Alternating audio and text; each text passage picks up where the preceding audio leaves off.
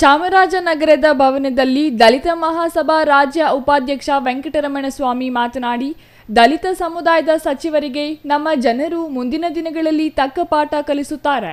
ಜಾತಿ ಜನಗಣತಿ ಸಮೀಕ್ಷೆಯನ್ನು ಬಲಗೈ ಜನಾಂಗದ ಸಮುದಾಯದವರು ಹೊಲೆಯ ಎಂದು ನಮೂದಿಸಿ ಮುಂದಿನ ತಮ್ಮ ಮಕ್ಕಳ ಭವಿಷ್ಯಕ್ಕೆ ಅನುಕೂಲವಾಗುತ್ತದೆ, ಇಲ್ಲವಾದಲ್ಲಿ ತೊಂದರೆಯಾಗುತ್ತದೆ. ಈ ಬಗ್ಗೆ ಜಿಲ್ಲಾಧಿಕಾರಿಗಳು ಕೂಲಂಕುಷವಾಗಿ ಗಮನ ಹರಿಸಿ ಉತ್ತಮ ಶಿಕ್ಷಕರನ್ನು ನೇಮಿಸಿ ಜಾತಿ ಜನಗಣತಿಗೆ ಸಹಕರಿಸಬೇಕೆಂದು ಕೋರಿದರು. ಜಾತಿ ಜನಗಣತಿಗೆ ಇನ್ನೂ ಹೆಚ್ಚಿನ ಶಿಕ್ಷಕರನ್ನು ನೇಮಿಸಿ ನಮ್ಮ ಜನಾಂಗದ ಅಭಿವೃದ್ಧಿಗೆ ಸಹಕರಿಸಬೇಕು. ಸಮೀಕ್ಷೆಗೆ ಬರುವ ಅಧಿಕಾರಿಗಳು ತಪ್ಪಾದ ಮಾಹಿತಿ ನೀಡಿ ನಮ್ಮ ಜನರನ್ನು ದಿಕ್ಕು ತಪ್ಪಿಸುತ್ತಿದ್ದಾರೆ. ಈ ಬಗ್ಗೆ ಸಮರ್ಪಕ ಸಮೀಕ್ಷೆ ನಡೆಯಬೇಕು ಎಂದರು. ತೊಂದರೆಗಳಿದೆ.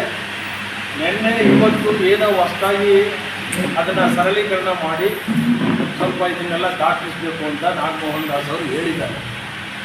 ಆದ್ದರಿಂದ ವಿಶೇಷವಾಗಿ ನಮ್ಮ ಜಿಲ್ಲೆಯಲ್ಲಿ ಸಮರ್ಪಕವಾಗಿ ಆಗಿಲ್ಲ. ಅವ್ರಿಗೆ ಟ್ರೈನಿಂಗು ಸರಿಯಾಗಿ ಕೊಟ್ಟಿಲ್ಲ. ಕೆಲವರು ವಯಸ್ಸಾದವರು ಇದ್ದಾರೆ, ಕೆಲವರು ಪೇಷೆಂಟ್ಗಳಿದ್ದಾರೆ. ಅವ್ರನ್ನೆಲ್ಲ ಬದಲಾವಣೆ ಮಾಡಿ ಹೊಸಬ್ರನ್ನ ಹುಡುಗರನ್ನ ಹಾಕಿ 100ಕ್ಕೆ 100 ಸಮೀಕ್ಷೆ ಆಗುತ್ತೆ. ಪೂರ್ಣ ಆಗೋದಿಲ್ಲ. ಆದ್ದರಿಂದ 100ಕ್ಕೆ 100 ಇದು ಸಮೀಕ್ಷೆ ಸರಿಯಾಗಬೇಕಾದ್ರೆ ಸರ್ಕಾರ ಇನ್ನೂ 1 ತಿಂಗಳು ಟೈಮ್ ಕೊಡಬೇಕಾಗುತ್ತೆ. ಮತ್ತು ಹೀಗಾಗಿ ಏನು ಉಸ್ತುವಾರಿ ಅಧಿಕಾರಿಗಳಿದ್ದಾರೆ ಚಾಮರಾಜನಗರದಲ್ಲಿ, ಅವರು ಸರಿಯಾಗಿ ಫಾಲೋಅಪ್ ಮಾಡ್ತಾ ಇಲ್ಲ. ನಾನು ಶಿವಣ್ಣ, ನಮ್ಮ ಇಬ್ಬರು ಶಿವಕುಮಾರ್, ನಾವೆಲ್ಲ BOಗೆ ಮತ್ತು DSWಗೆ ಪ್ರಶ್ನೆ ಮಾಡಿದಾಗ ಆಗ್ತಾ ಇದೆಯಲ್ಲ ಅಂತ ಹೇಳ್ತಾರೆ. ನಮ್ಮ ಬೀದಿಗಳೇ ಆಗ್ತಾ ಇಲ್ಲ ಸರಿಯಾಗಿ, ನಾವು ಬೇರೆ ವಿಚಾರ ಹೇಳ್ತಾ ಇಲ್ಲ. ಆದ್ದರಿಂದ ಈ ಅಧಿಕಾರಿಗಳು ನಿಮ್ಮ ಕೈಲಿ ಆಗಲಿಲ್ಲ ಅಂದರೆ ನೀವು ಬಿಟ್ಟು ಬೇರೆಯವ್ರಿಗೆ ವಹಿಸ್ಬೇಕು. ನಮ್ಮ ಗೃಹ ಮಂತ್ರಿಗಳು ಎಲ್ಲಿದ್ದಾರೆ? ಪ್ರಿಯಾಂಕಾ ಖರ್ಗೆ ಅವರು. ಈ 3 ಸಮುದಾಯ, ನಮ್ಮ ಈ 3 ಜನ ನಾಯಕರು ನಮ್ಮ ಸಮುದಾಯದ ಪರವಾಗಿ ಸಮರ್ಪಕವಾಗಿ ಇನ್ನೊಂದು ವಾರ ಟೈಮ್ ಇದೆ.